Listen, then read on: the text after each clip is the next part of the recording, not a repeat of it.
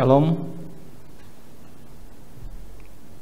Puji syukur kepada Tuhan untuk kasih setianya hingga pada hari ini kita masih bisa beribadah di rumah kita dan dimanapun kita berada. Oleh sebab itu dengarkanlah panggilan ibadah kita minggu ini yang terambil dari Mazmur nomor 100. Demikian bunyi firman Tuhan. Mazmur untuk korban syukur. Bersorak-soraklah bagi Tuhan, hai seluruh bumi. Beribadahlah kepada Tuhan dengan sukacita. Datanglah ke hadapannya dengan sorak-sorai. Ketahuilah bahwa Tuhanlah Allah. Dialah yang menjadikan kita dan punya dialah kita, umatnya dan kawanan domba gembalaannya. Masuklah melalui pintu gerbangnya dengan nyanyian syukur, ke dalam pelatarannya dengan puji-pujian. Bersyukurlah kepadanya dan pujilah namanya. Sebab Tuhan itu baik, kasih setianya untuk selama-lamanya, dan kesetiaannya tetap turun-temurun. Mari kita akan memuji Tuhan dengan pujian Tuhan berada di bait sucinya. Mari kita bangkit berdiri.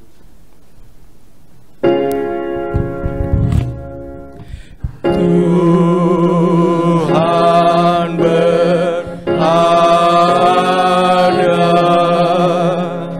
di bait sucinya. Mari berlutut seluruh bumi di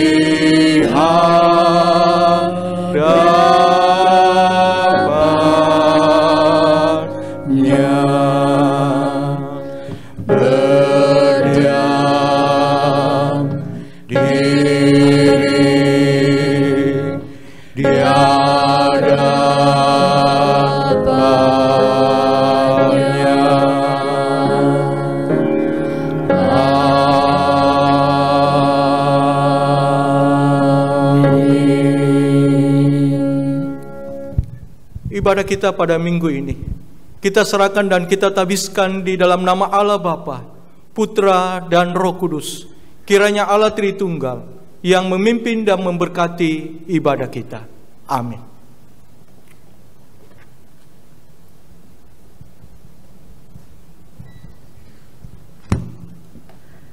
Salam sejahtera jemaat Tuhan yang terkasih, dimanapun kita berada pada saat ini, mari kita menyiapkan hati kita untuk masuk ke dalam ibadah kita. Mari kita mengawalinya dengan membaca ayat penuntun kita dari Yohanes pasal 2 ayat 19 secara bersama-sama. 1, 2, 3. Jawab Yesus kepada mereka, rombak bait Allah ini dan dalam 3 hari aku akan mendirikannya kembali. Mari kita menundukkan kepala kita akan berdoa di hadapan Tuhan. Di pagi hari ini saya memberikan kesempatan kepada setiap kita untuk mengakui setiap dosa-dosa kita di hadapan Tuhan. Sesungguhnya kita adalah manusia yang berdosa yang tidak layak di hadapan Tuhan. Dan di pagi hari ini Tuhan boleh mengizinkan kita untuk datang di hadirat-Nya. Mari kita tundukkan kepala kita berdoa di hadapan Tuhan. Bapa Sorgawi, di pagi hari ini kembali kami datang di hadapan-Mu dengan segala keberadaan diri kami. Kami sangat menyadari bahwa kami adalah manusia yang berdosa di hadapan Tuhan, Hidup kami berlumuran dengan dosa-dosa dan sering sekali kami hadir mengecewakan perasaan Engkau. Di pagi hari ini Tuhan, kami dengan segala kerendahan hati, kami datang di hadapan-Mu dan mengakuinya di hadapan Tuhan. Kiranya pengampunan dan belas kasihan daripada Tuhan yang boleh terus memimpin menyertai kehidupan kami. Sehingga Tuhan, Engkau yang boleh melepaskan kami dari dosa-dosa kami dan tetap menuntun kami kepada jalan yang Tuhan kehendaki dalam kehidupan kami. Kami juga mau serahkan seluruh ibadah ini ke dalam tangan kasih dan pemeliharaan Tuhan. Kiranya anugerah dan penyertaan serta belas kasihan kemurahan-Mu yang boleh beserta di sepanjang ibadah kami ini. Di dalam Kristus Yesus kami berdoa dan mengucap syukur. Amin. Suci, suci, suci, hanya Allah yang layak untuk dipuji. Mari kita nyanyikan lagu pujian PPK nomor 12, Suci, Suci, Suci.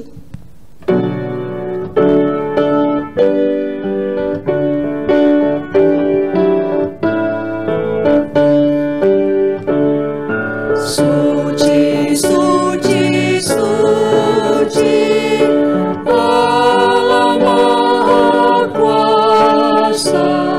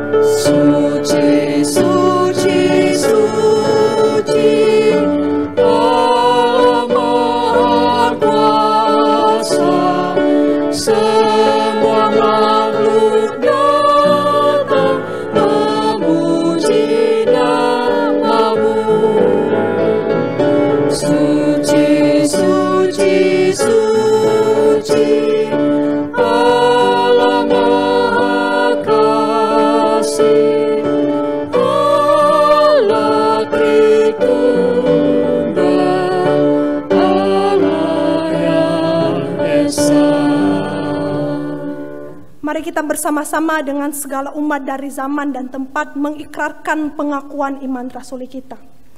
Pengakuan iman rasuli. Aku percaya kepada Allah, Bapa yang Maha Kuasa, Khalik langit dan bumi, dan kepada Yesus Kristus, Anaknya yang tunggal Tuhan kita, yang dikandung daripada Roh Kudus, lahir dari anak darah Maria, yang menderita sengsara di bawah pemerintahan Pontius Pilatus, disalibkan, mati dan dikuburkan, turun ke dalam kerajaan maut, pada hari yang ketiga bangkit pula dari antara orang mati, naik ke sorga, duduk di sebelah kanan Allah, Bapa yang Maha Kuasa, dan dari sana Ia akan datang untuk menghakimi orang yang hidup dan yang mati. Aku percaya kepada Roh Kudus, Gereja yang kudus dan am, persekutuan orang kudus, pengampunan dosa, kebangkitan tubuh, dan hidup yang kekal. Amin. Jemaat Tuhan dipersilakan untuk duduk kembali, kita akan berdoa syafaat di hadapan Tuhan.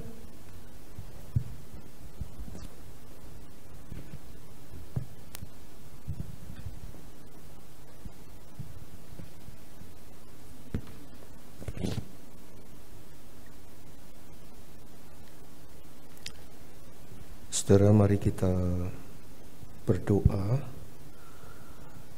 khususnya untuk terkait wabah virus corona yang menjangkiti negara Republik Indonesia kita juga. Kita akan berdoa untuk beberapa pokok doa terkait hal ini. Mari kita berdoa. Bapa di dalam kerajaan surga, kami terus senantiasa berdoa untuk wabah yang tengah melanda dunia saat ini. Sampai dengan hari kemarin sudah ratusan orang yang terjangkit positif COVID-19 di Indonesia. Beberapa di antaranya meninggal dunia dan beberapa sembuh, sementara yang lain masih dalam perawatan. Kami berdoa supaya Allah berintervensi terkait dengan wabah ini. Kami tidak tahu kapan wabah ini akan berakhir, tapi kami berdoa kepada Allah yang Maha Kudus, pencipta langit dan bumi beserta seluruh isinya, Allah yang mengontrol seluruh alam semesta ini. Kami menyerahkan di dalam tangan kasih Tuhan. Tolonglah ya Tuhan, supaya wabah ini segera menurun, bahkan segera berakhir. Kami juga menyerahkan untuk pemerintah pusat dan pemerintah daerah di dalam menangani wabah ini, supaya mereka bisa berkoordinasi dengan baik, bersinergi, seia sekata dalam tahap-tahap menanggulangi wabah ini. Tuhan, kami rindu supaya melalui sinergi antara pemerintah pusat dengan pemerintah daerah, wabah ini boleh teratasi dengan baik, dan kami semua hidup kembali secara normal seperti sedia kala, dengan sambil terus mengingat akan anugerah Tuhan yang sudah melewatkan kami dari wabah ini. Kami menyerahkan juga ya Tuhan untuk rencana pemerintah di dalam mengatasi wabah ini. Apakah perlu lockdown atau tidak? Kami menyadari akan untung rugi dengan adanya lockdown ini. Perekonomian akan terdampak secara luas, gaji buruh harian juga akan terancam, dan begitu banyak hal-hal lain yang akan juga merugikan. Karena itu kami berdoa supaya Tuhan memberikan hikmat kepada pemerintah pusat, dalam hal ini Presiden Jokowi beserta para menterinya, untuk mengkaji, belajar dari berbagai negara yang sudah berusaha menangani wabah ini. Khususnya biarlah Presiden juga boleh belajar, mempelajari cara dari negara Korea Selatan di dalam menghadapi wabah ini. Tuhan tolong memberkati sedemikian rupa, supaya yang terbaiklah yang nanti akan diputuskan dan tidak terlalu mengganggu perekonomian rakyat Indonesia secara umum. Kami melihat Korea Selatan cukup berhasil menangani wabah ini tanpa harus memutuskan untuk lockdown untuk negaranya. Tuhan tolong memberkati pemerintah, sekali lagi berikan hikmat bijaksana supaya bisa mengambil keputusan yang tepat. Kami juga bersyukur kalau Presiden Jokowi sudah boleh mengumumkan mulai adanya rapid test. Kami berdoa melalui adanya tes ini, semua sebagian besar yang terkena dampak, yang terpapar virus ini boleh terdeteksi dengan baik. Ya Tuhan, sungguh kami rindu supaya melalui rapid test ini bisa menekan angka penyebaran dari virus ini. Kami juga berdoa secara khusus ya Tuhan untuk informasi-informasi yang beredar di internet semuanya sudah tidak terbendung. Kami berdoa supaya Tuhan memberikan hikmat kepada masyarakat untuk bisa kritis dan memfilter informasi-informasi yang beredar. Kami menyadari di dalamnya ada banyak berita hoax yang sengaja dimunculkan oleh pihak-pihak tertentu untuk memperkeruh suasana ini. Kami berdoa supaya Tuhan menolong mereka semuanya untuk menyadari pentingnya untuk tidak menyebarkan berita ini dan memperkeruh suasana. Tuhan tolonglah, berkati juga untuk aparat kepolisian di dalam menindak mereka yang sering kali menyebarkan berita hoax. Tuhan tolong berkati supaya semuanya boleh menekan angka-angka berita hoax ini, dan kami berada di dalam kondisi yang tenang dan tidak panik. Terima kasih Bapak Surgawi.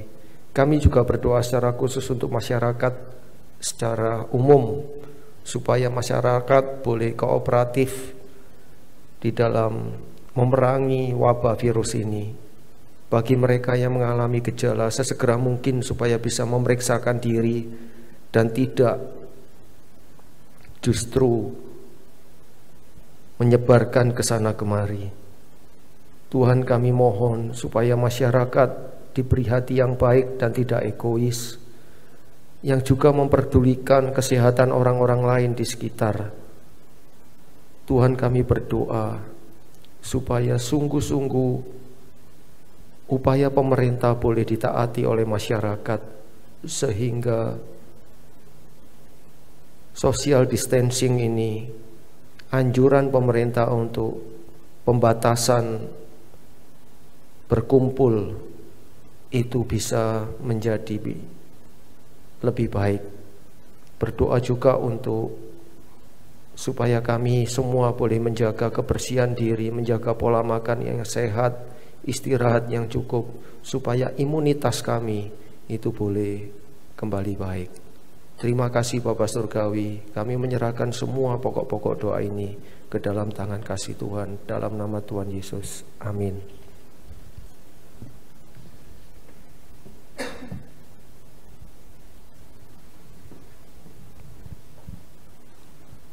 Jemaat Tuhan yang terkasih, Kristus menjadi dasar berdirinya sebuah gereja. Dasar yang kokoh untuk membentuk kehidupan berjemaat. Sebuah pujian yang mengatakan di atas satu alas yang kuat dan baka. Menjadi sebuah pujian yang membuat kita meyakini bahwa Kristus hadir menjadi dasar di tengah-tengah gereja. Mari kita menyanyikan pujian ini.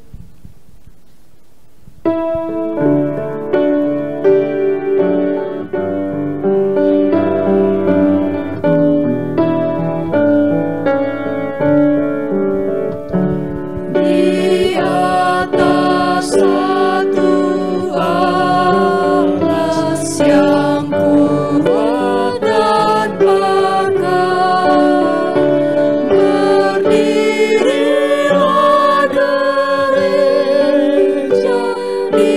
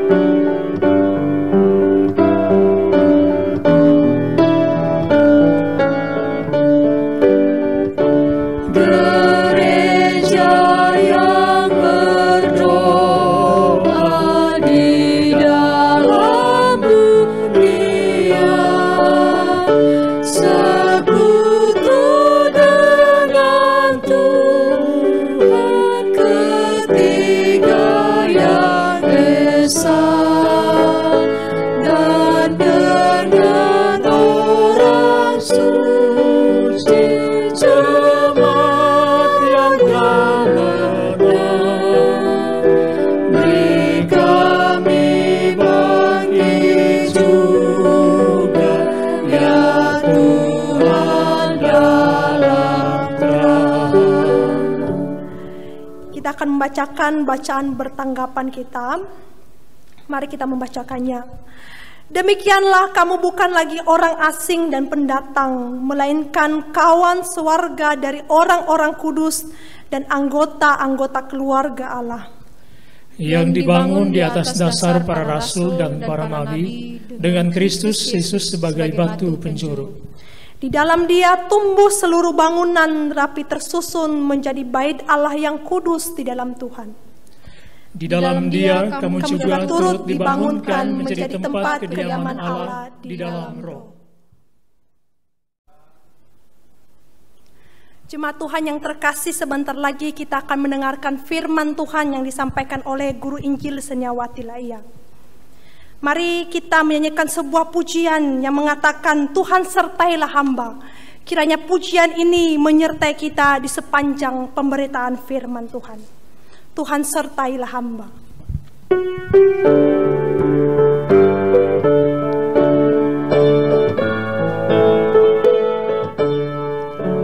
Tuhan sertailah hamba, kalau tidak ku sesat.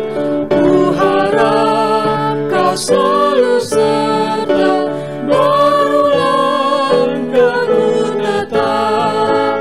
Maka jiwaku teduh pada jalanan lebu, dengan tidak lagi tanya, aku ingin Tuhanku.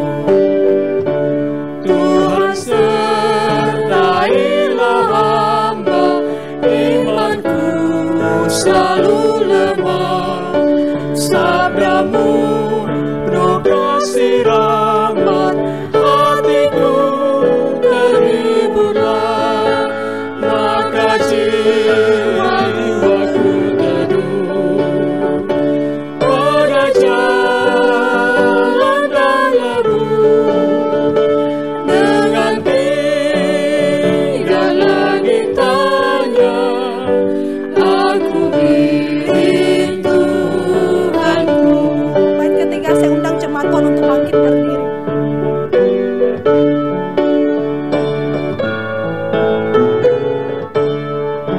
Tuhan sertailah hamba, sepanjang hidup kau jaga.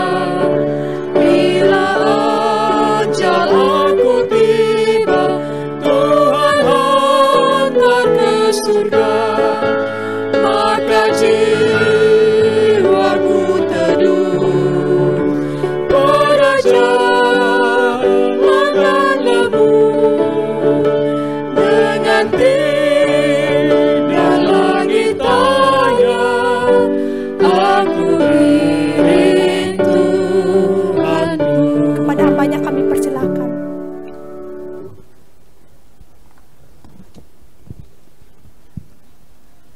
Mari jemaat kita bersatu di dalam doa.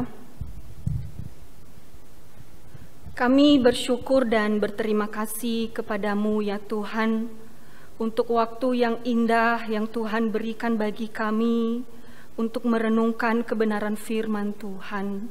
Walaupun saat ini kondisi kami berada di rumah, dan kami percaya bahwa di mana kami berkumpul untuk menyembah Allah kami, Engkau pun ada di sana.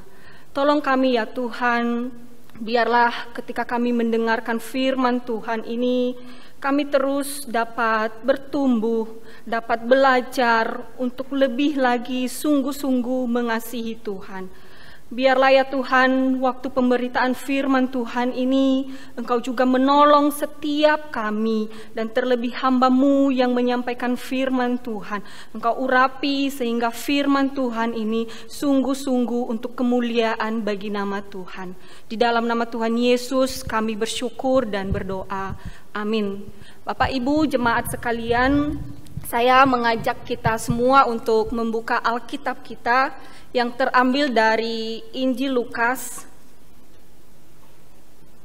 Injil Lukas pasalnya yang ke-23 ayat 44 hingga ayatnya yang ke-49. Injil Lukas pasal 23 ayat 44 sampai dengan 49.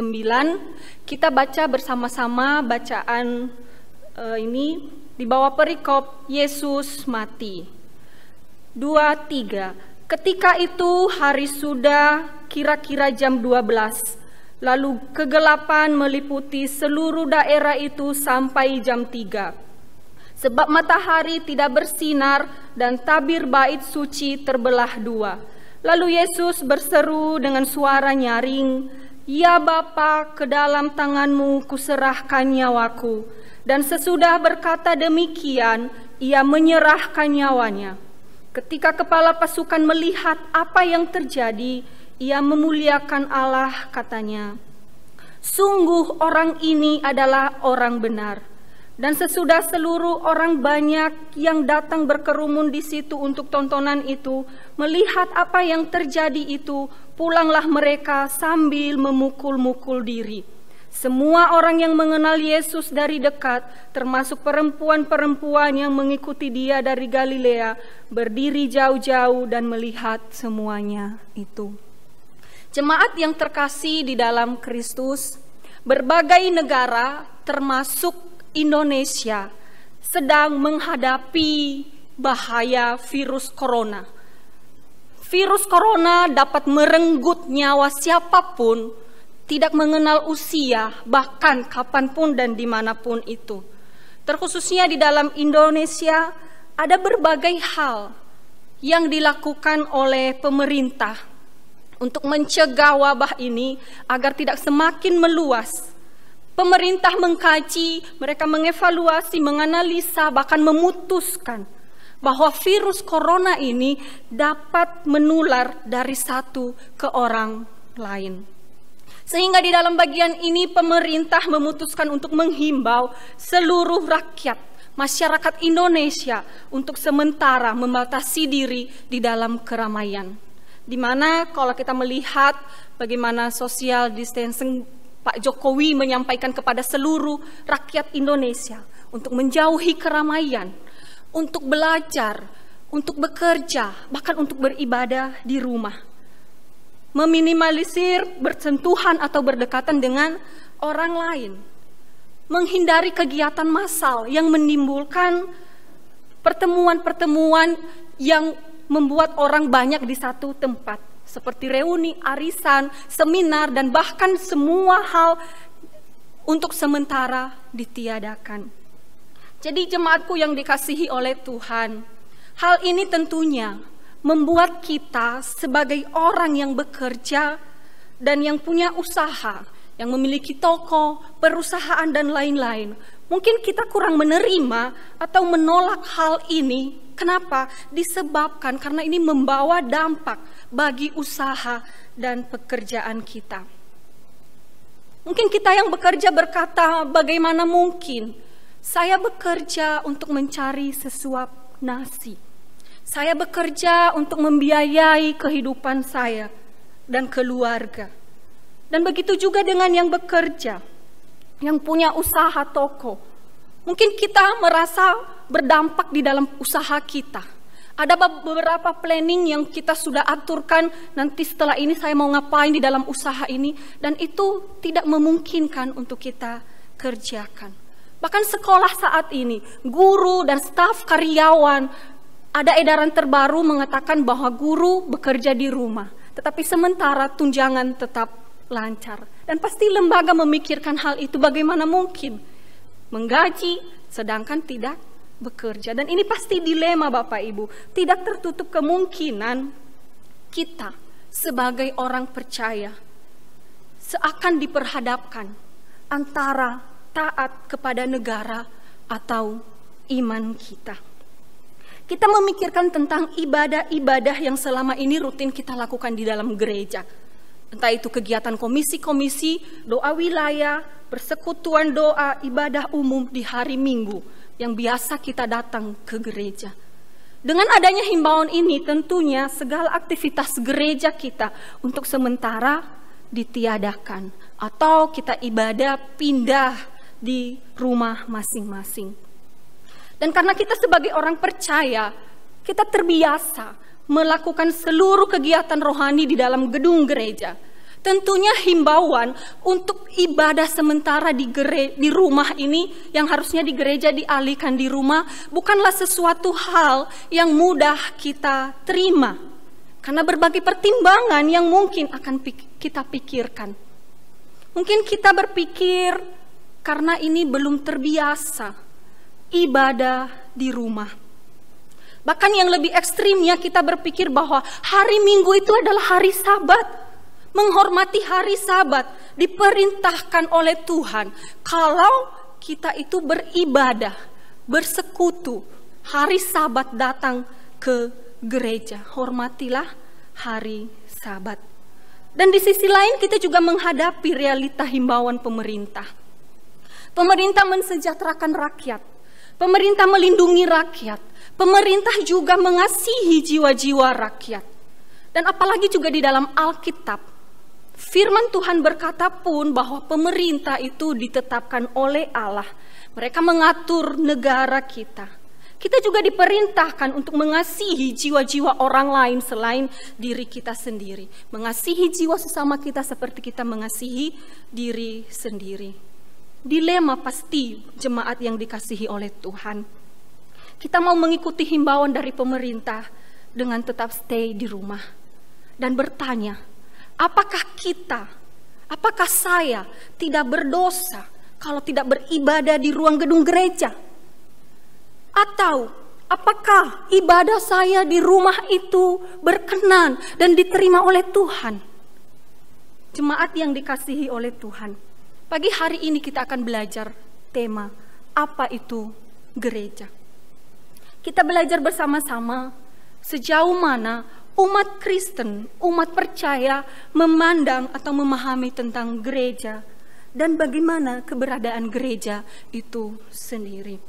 Berangkat dari pengertian dari gereja itu sendiri, Bapak Ibu, berasal dari kata Portugis yaitu igreja, yang artinya adalah kawanan domba. Dan juga arti bahasa Yunani dikatakan eklesia. Jadi eklesia itu artinya adalah orang-orang yang dipanggil keluar oleh Roh Allah dari dalam kegelapan masuk ke dalam terang. Mereka yang dipanggil keluar dari dunia di dalam dosa, mereka masuk ke dalam terang di dalam Yesus Kristus. Mereka yang hidupnya di dalam dosa dipanggil keluar untuk hidup di dalam Tuhan melalui Kristus, dan mereka adalah menjadi milik Allah. Itulah gereja, pribadi orang-orang yang percaya yang telah mengikuti Yesus sebagai Tuhan dan Juru Selamat. Dengan demikian kita belajar dua hal tentang gereja itu. Yang pertama, gereja dipanggil oleh Allah, tidak dibatasi oleh zaman, bangsa, kasta, tingkatan, melainkan setiap orang yang telah percaya kepada Kristus, ia juga menjadi bagian di dalam gereja itu sendiri. Dia menjadi bagian di dalam Kristus. Di dalam bacaan kita tadi bercerita tentang peristiwa kematian Yesus di atas kayu salib. Dan di dalam peristiwa itu Bapak Ibu ada banyak hal yang mungkin kita setiap kali mengingat Jumat Agung, betapa menderitanya, betapa tersakitinya, betapa Tuhan berkorban bagi kita. Dan terkhususnya di dalam bacaan ini ada peristiwa yang kita pelajarin di dalam bagian ini. Yang pertama itu adalah kegelapan, terjadi kegelapan, peristiwa bait suci terbelah, tabir bait suci terbelah menjadi dua dan terjadi gempa bumi. Kalau kita melihat di dalam Matius pasal 27 ayatnya yang ke-51 dikatakan di sana. Kenapa di dalam peristiwa kematian Tuhan ini dicatat soal tabir bait suci itu? Kita perlu tahu dulu kenapa Tuhan memerintahkan tabir bait suci itu. Ini ada di dalam Keluaran pasal 26 ayat 31 sampai dengan 33. Saya mengajak kembali jemaat untuk tetap membuka Alkitabnya. Mari kita membaca di dalam Keluaran pasalnya yang ke-26. Keluaran pasal 26 ayatnya yang ke-31 sampai dengan ke-33. Demikian bunyi firman Tuhan. Haruslah kau buat tabir dari kain ungu tua dan kain ungu muda, kain kirmizi dan lenan halus yang dipintal benangnya. Haruslah dibuat dengan ada kerupnya buatan ahli tenun. Haruslah engkau menggantungkannya pada 4 tiang dari kayu penaga yang disalut dengan emas, dengan ada kaitannya dari emas, berdasarkan 4 alas perak. Haruslah tabir itu kau gantungkan pada kaitan penyambung tenda itu, dan haruslah kau bawa tabut hukum ke sana, ke belakang tabir itu, sehingga tabir itu menjadi pemisah bagimu antara tempat kudus dan tempat maha kudus. Dan juga di dalam Keluaran pasal 40 ayat 21 dikatakan di sana, dibawanya lah tabut itu ke dalam kemah suci, digantungkannya lah tabir penudung dan dipasangnya sebagai penudung di depan tabut hukum Allah, seperti yang diperintahkan Tuhan kepada Musa.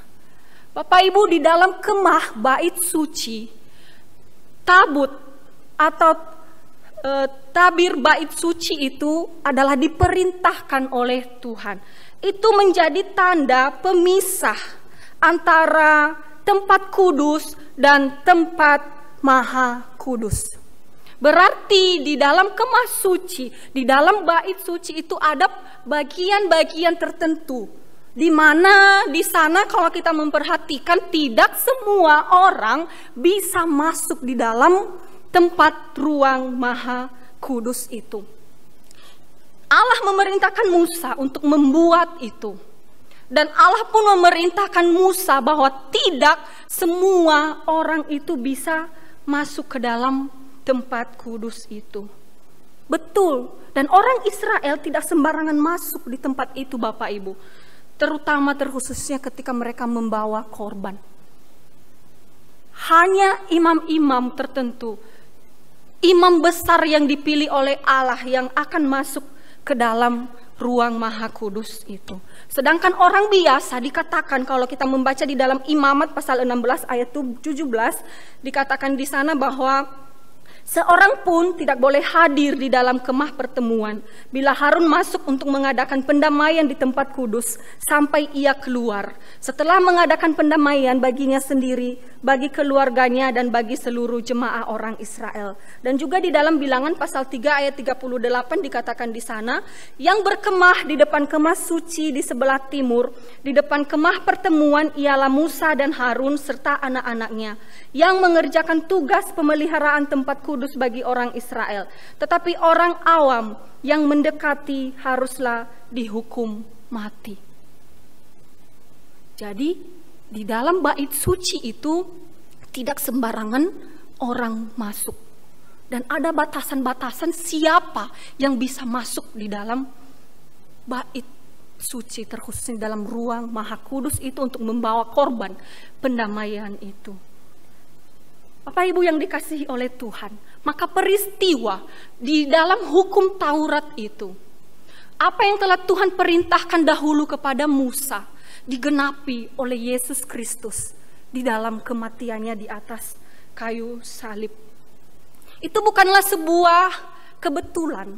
Ketika dinyatakan Alkitab menyebutkan ada kegelapan, tabir Allah itu terbelah menjadi dua, ternyata ada maksud dari semua ini.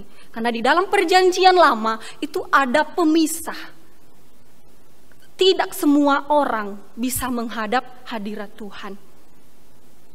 Tetapi di dalam peristiwa Tuhan Yesus mati, tabir Allah itu terbagi menjadi dua, maka itu akan membawa kita bahwa siapapun, seperti poin yang pertama tadi, dipanggil oleh Allah, siapapun pribadinya, ketika percaya kepada Tuhan Yesus, dia adalah bagian di dalam tubuh Kristus dan Kristus adalah kepalanya.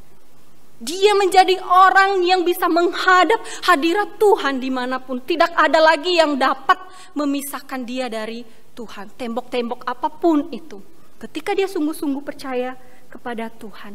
Bahkan ada seorang pendeta, pasti kita kenal pendeta ini, dia menyampaikan dua hal. Budi Asali ya di dalam penjelasannya, terkhususnya di dalam Lukas ini, dia menyampaikan ada dua arti yang ditekankan oleh penafsir tentang tabir bait suci ini terbelah menjadi dua. Yang pertama, telah terbuka jalan masuk kepada Allah melalui Kristus. Melalui terbelahnya, tabir ini menjadi jalan bagi siapapun untuk masuk mengenal Yesus. Dan ini juga ada di dalam Ibrani pasal 10 ayat 19 sampai dengan ke-21. Dan yang kedua, menyatakan bahwa seluruh upacara-upacara perjanjian lama dengan imam-imam, korban-korban, bahkan bait suci itu telah dihapuskan. Karena bait suci yang sesungguhnya adalah kita orang percaya. Sejak Tuhan Yesus menggenapi rencana keselamatan bagi umat manusia, tidak ada lagi batas-batas tertentu untuk datang kepada Kristus.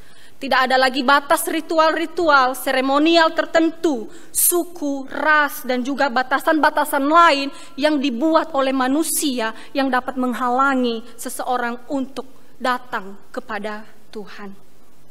Melainkan seluruh umat yang mengaku Tuhan sebagai juru selamat diterima oleh Yesus Kristus. Siapapun itu, tidak dibatasi dengan segala ritual, dengan segala batas-batas yang ada.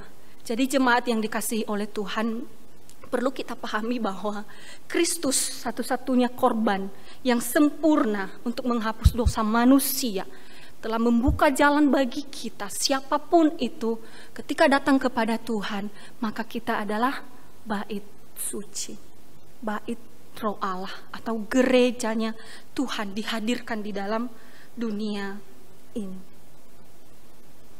Dan tentunya kalau kita melihat juga, kita sudah mengikuti ya, di dalam katekisasi, setiap hamba Tuhan atau pendeta memberitahukan kepada kita di dalam katekisasi mengenai gereja.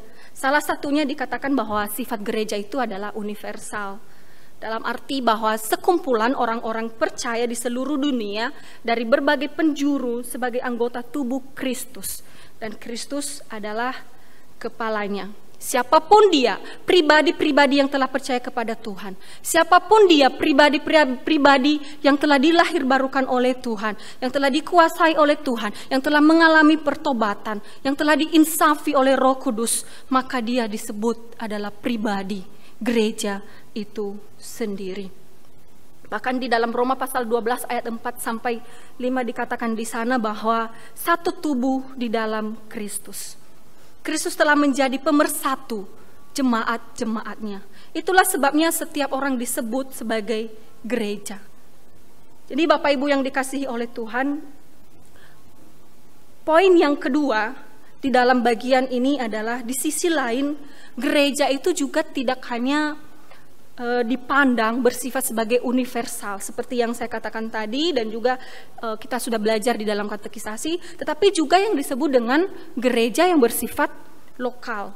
Gereja lokal merupakan perkumpulan atau komunitas orang-orang percaya di dalam satu tempat atau satu kota. Kita dapat melihat hal ini di dalam 2 Korintus pasal 1 ayat 1 dan juga di dalam Galatia pasal 1 ayat 2. Nah, di sana dijelaskan bahwa gereja jemaat di Roma, gereja di Korintus, gereja di Galatia, mereka adalah jemaat-jemaat yang berkumpul di dalam satu tempat untuk beribadah kepada Tuhan. Dan tentunya kita mengingat juga jemaat mula-mula. Mereka berkumpul bersama dengan saudara seiman lainnya, di mana di sana mereka membangun satu komunitas Dan di dalam komunitas itu fungsi-fungsi gereja itu dinyatakan. Di mana mereka mau melayani, kita pasti tahu liturgia, koinonia, diakonia, marturia, apalagi satu lagi, ada 5, kerigma. Dan itu adalah fungsi-fungsi gereja yang harusnya dilakukan oleh setiap orang di dalam perkumpulan. Perkumpulan itu untuk membuat seluruh jemaat, bait Tuhan pribadi yang menjadi tubuh Kristus ini dapat bertumbuh bersama di dalam gereja lokal itu. Ada persekutuan di sana. Mereka menyanyi bersama, berdoa bersama, memecahkan roti, berbagi, saling menguatkan, mengajarkan Alkitab, memperhatikan satu dengan yang lain. Dan komunitas mereka bertumbuh, Bapak Ibu yang dikasihi oleh Tuhan. Mereka melayani Tuhan. Dan kita melihat di dalam Alkitab dikatakan bahwa makin hari, makin banyak jumlah mereka, makin bertambah dan mereka makin disukai banyak orang. Kenapa? Karena fungsi mereka sebagai gereja sungguh-sungguh dinyatakan di tengah-tengah dunia. Bapak Ibu yang dikasihi oleh Tuhan, saat ini di mana posisi ibadah di dalam bagian ini? Kalau pemerintah tadi mengatakan kepada kita ibadah di rumah untuk sementara waktu, apakah itu dikatakan sebutan beribadah kepada Allah atau tidak? Sekali lagi kita kembali kepada pemahaman bahwa di dalam situasi ini kita melihat kembali panggilan Allah itu tidak dibatasi di dalam gedung gereja. Panggilan beribadah itu tidak dibatasi di dalam gedung gereja. Tugas gereja tidak hanya di dalam ruang yang tertutup seperti saat ini gereja ini. Tetapi gereja itu bisa beribadah, setiap pribadi yang bisa menyembah Allah di mana saja. Dan apakah hal ini membatasi kita untuk tidak lebih rohani di hadapan Tuhan? Tidak. Bukan hanya tempat yang dinilai atau dilihat Yesus. Yang terpenting adalah masuk di dalam hadiratnya. Membaca firman Tuhan dengan sungguh-sungguh. Mendengarkan Tuhan berbicara. Meresponi firman Tuhan dengan ucapan syukur. Mempersembahkan hidup kita untuk melayani Tuhan. Dan terlebih Bapak Ibu di dalam Alkitab, Roma pasal 12 dikatakan di sana yang tidak asing bagi kita, persembahkanlah tubuhmu sebagai persembahan yang hidup, yang berkenan, yang kudus, karena itu adalah ibadahmu yang sejati. Dan di sisi lain kita juga melihat bahwa Alkitab itu Allah kita tidak dibatasi di dalam gereja secara gedung, tetapi Dia menguasai seluruh kehidupan kita, orang yang percaya.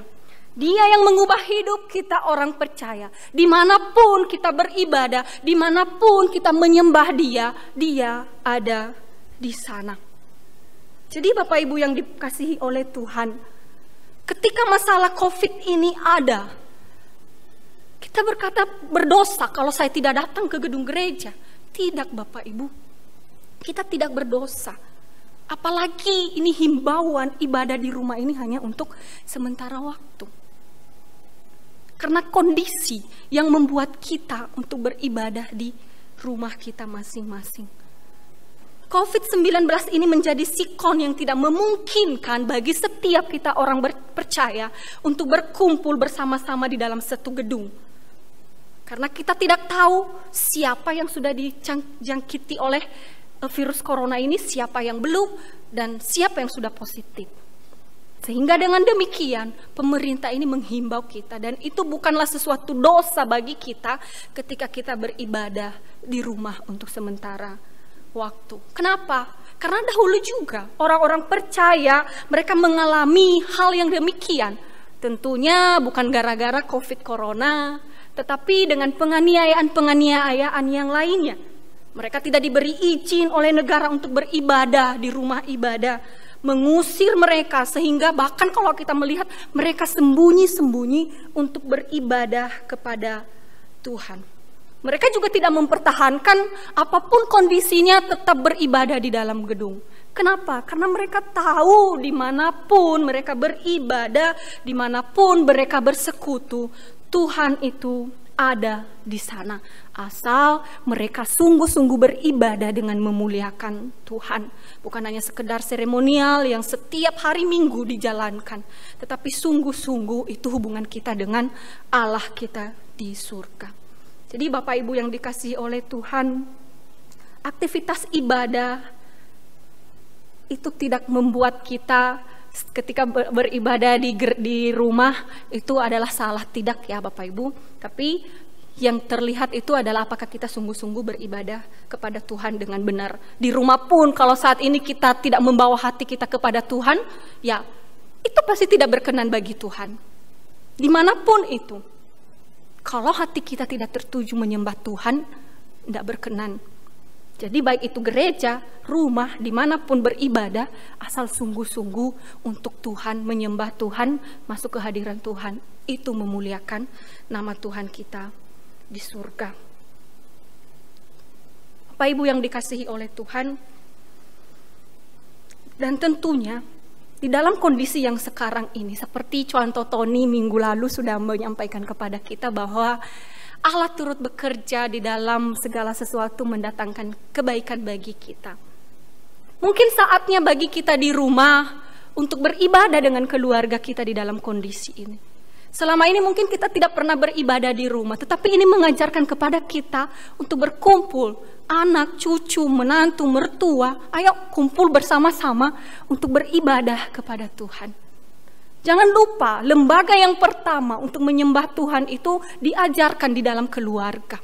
Tentang Tuhan, mengenal Tuhan, bertumbuh, memuji Tuhan itu di dalam keluarga juga.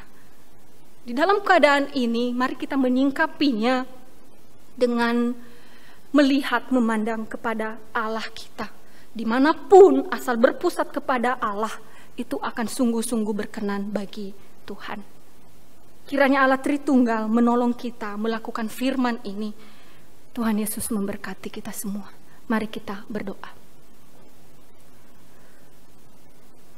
Ya Allah, kami bersyukur kepadamu untuk firman Tuhan yang telah Engkau nyatakan bagi kami.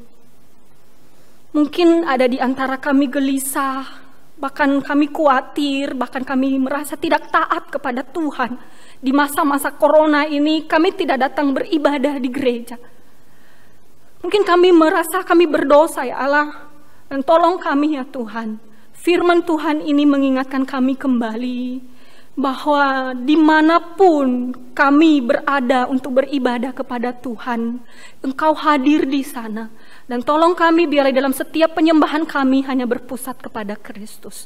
Engkau berkati seluruh jemaat-Mu, Engkau lindungi, berikan kesehatan kepada mereka. Di dalam nama Tuhan Yesus kami bersyukur dan berdoa. Amin.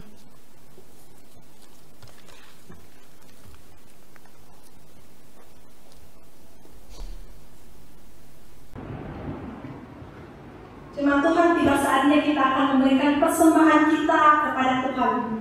Silakan jemaat dapat mengumpulkannya di rumah masing-masing dan membawanya ke gereja jika ibadah sudah kembali normal. Atau jemaat juga dapat mengirimkannya ke nomor rekening gereja yang tertera di bawah ini ataupun yang tertera di dalam ruang gereja. Mari kita menyanyikan pujian persembahan, jadikanlah aku selalu berdoa.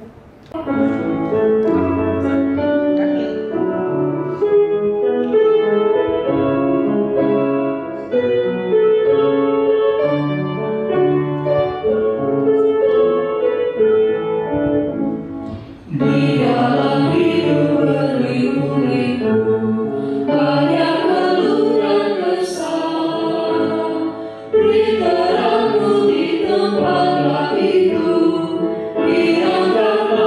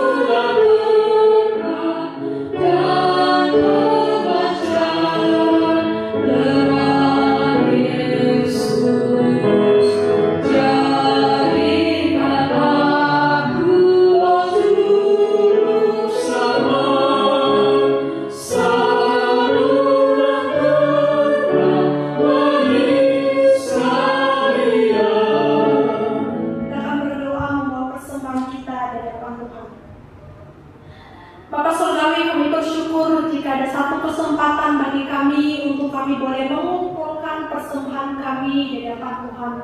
Kiranya tangan-Mu sendiri yang memberkati persembahan ini menjadi persembahan yang berbau harum di hadapan-Mu. Dan berkati juga gereja-Mu yang akan mengelola keuangan ini, supaya semua dapat dilakukan bagi hormat dan kemuliaan bagi nama-Mu. Di dalam Kristus Yesus kami berdoa dan mengucap syukur. Amin. Kita akan menyelesaikan ibadah kita. Mari kita akan menyanyikan pujian doksologi.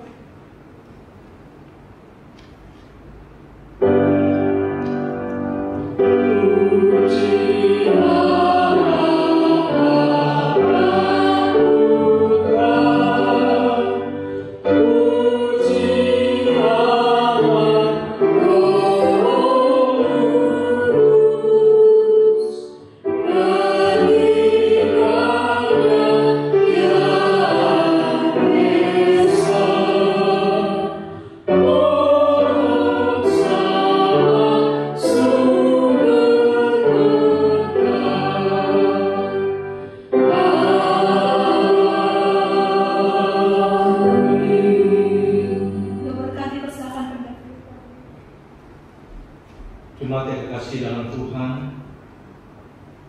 mari kita menerima berkat daripada Tuhan. Segala puji dan hormat dan syukur Tuhan kami kembalikan kepada Engkau Bapa di surga atas anugerah-Mu yang sudah memimpin memberkati ibadah kami pada hari ini. Arahkanlah hatimu dan terimalah berkat yang daripada Tuhan.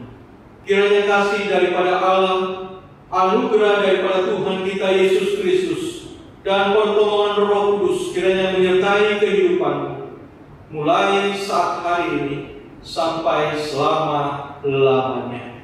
Amin.